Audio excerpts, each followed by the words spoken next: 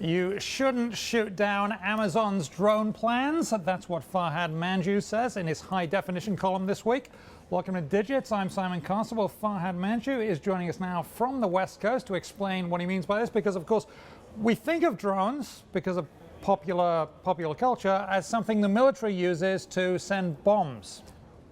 Yeah, I mean, drones are scary, and that's one of the reasons why the FAA has restricted their use, and one of the reasons that Amazon is going to have a tough time getting them to be used to deliver us stuff. But I'm arguing that we should be a little bit more optimistic about drones, even though they may have some potentially questionable uses like surveillance and attacking us.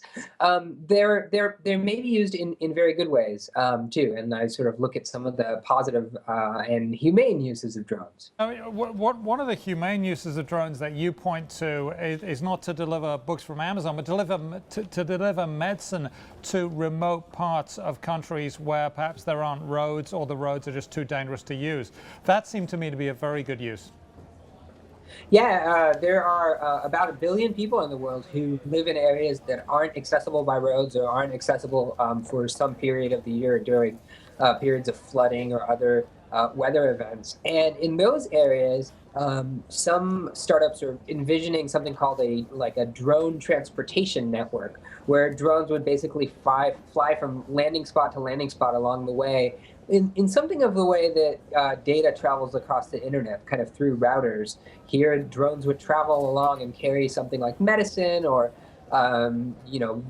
vaccines, or some other high-value payload that you can't really get to a spot very quickly in any other way right now. Now, you're thinking of him as the most innovative thinker in tech. That is a bold claim, because we have seen a ton of innovation coming out of Silicon Valley and associated companies. Why specifically does this make him the most innovative thinker?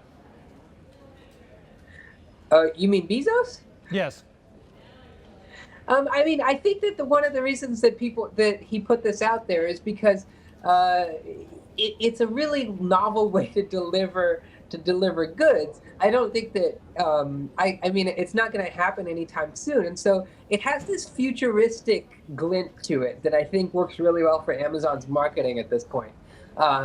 Even if it doesn't come true, it gets a lot of people interested in Amazon and gets them thinking, this is a company that's constantly thinking of new ways to deliver me stuff. So, I should visit their site this holiday season. And we've been talking about this drone thing here in New York all week, and a parcel being delivered to you in New York would basically not get there, because there are so many hurdles to it. I mean, someone with a butterfly net could, swipe it, catch your package before it gets to you.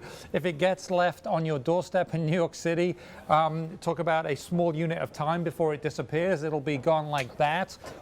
You know what I'm saying? There are some problems here. People could shoot it down if they've got a shotgun. I think there are huge problems here, and the experts in this field that I've spoken to say that a complicated airspace like New York, where there's lots of tall buildings and there's just lots of traffic around, and where you have apartments, that's going to be among the last places to get this, and maybe it'll never get it, because the other thing you have in New York is you have bike messengers, you have other people, other kinds of transportation systems that'll get you stuff as quickly as drones will. But in rural areas, in places where things are further distances apart, and where the airspace is less complicated, you could see this being used much more efficiently in those areas.